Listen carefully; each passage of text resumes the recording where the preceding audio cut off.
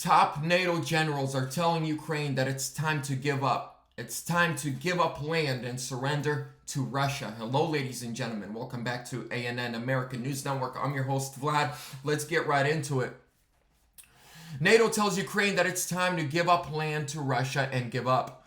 After the failed counteroffensive that has seen billions of dollars of NATO and American equipment, weapons, and tanks destroyed, over 43,000 Ukrainian soldiers dead, and Ukraine not taking back a single inch of land, but on the contrary, they lost land. NATO now thinks it's time to sit down with Russia and make a deal. Russia offered them many deals, and they even offered them a great deal at the very beginning of the invasion. They said Ukraine simply signs an agreement and they will not join NATO and won't allow NATO to use Ukraine as a military base, then Russia will stop the invasion and go home and won't take any territory. Originally, Ukraine wanted to take this deal, but Biden gave a command to Zelensky and told him that he is forbidden to do that and that they must fight on. Well, now we're at a different position. The counteroffensive is done. The counteroffensive is finished. Remember, we heard for like 8 months, huge counteroffensive coming. We're going to go in. We're going to take back Donbass. We're going to take back Crimea. We're even going to take Russian land. None of it came to fruition. The Leopards didn't help. The Bradleys didn't help. Now we got word that we are sending F-16s. It's going to be the same story.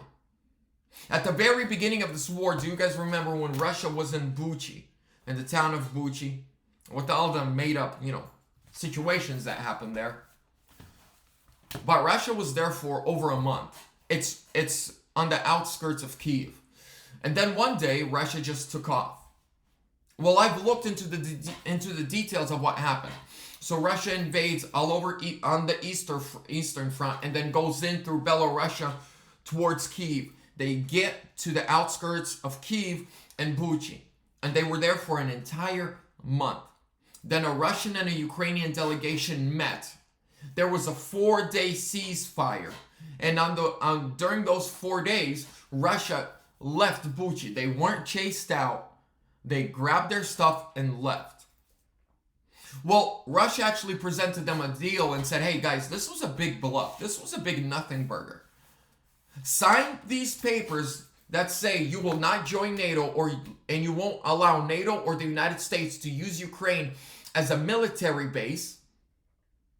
We go home. We don't want Donbass. We're not going to hold any referendums. Ukraine originally said yes. That 4-day ceasefire break from the first day they met and then the 4th day, when Russia left Buchi and went to the east, they were putting together a contract, right? And then on the 4th day, when they met again, and Ukraine was supposed to sign, the word on the street is that Joe Biden told Zelensky, no, you do not take a peace agreement, you fight. Well, look what Russia did. They ended up annexing all of Donbass.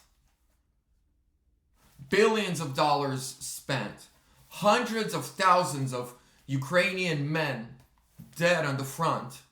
Cities demolished. For what? What's the point? United States, we don't benefit anything from this.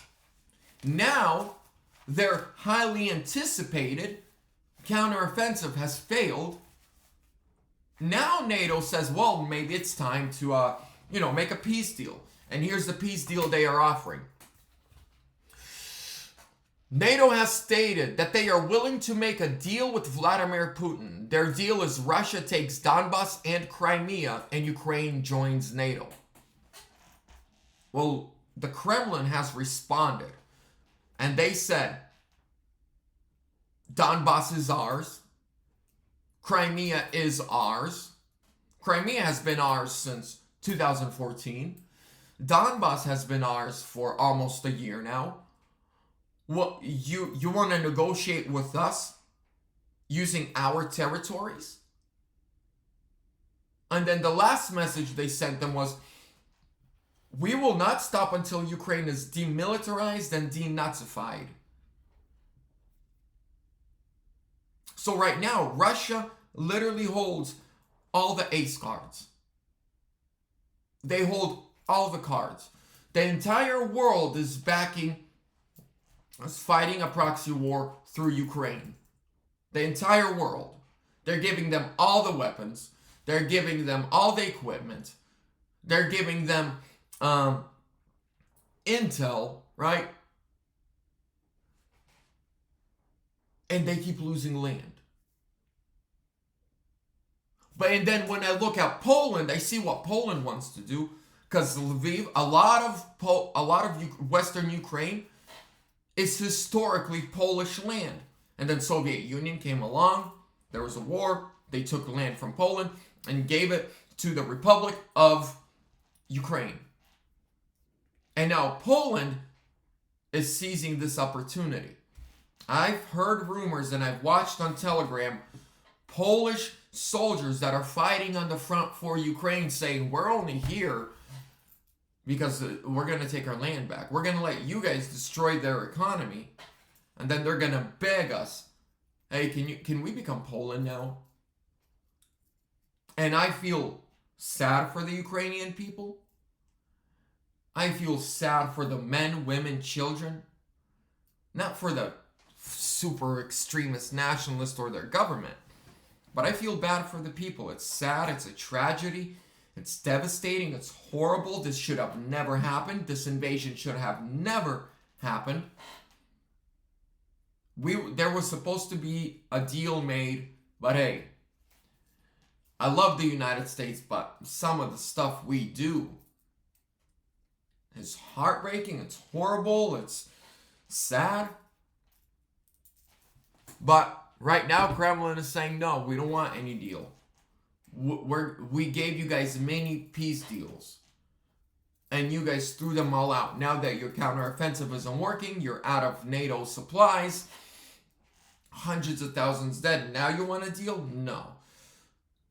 And Russia this morning, a spokesperson for the Kremlin said, this is going to have to be settled on the front. So meaning too late. We're too invested into finishing it the way we started it. Ladies and gentlemen, thank you so much for your time.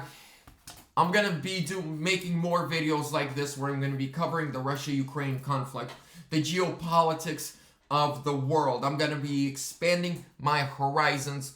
We're still going to be covering the Biden money. Trust me, in the last 2 months, not a single mainstream news media outlet, except for Fox, covered the Biden scandal. Not even for a minute. But I'm not gonna stop. We're gonna keep following everything that's going on. We're gonna keep watching the Trump indictments and exposing the far left extremists.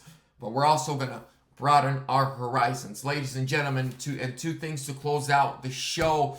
I want to thank the sponsor of this channel, Michael Lindell, with his company's My Store and My Pillow. Use links down below in the description with promo code ANN at checkout. Huge discount. There's also a link to my merch store, magamerchus.com. Get you a patriotic t-shirt. Represent freedom and style. Make sure to like, comment, subscribe, share. Trump 2024 or sooner.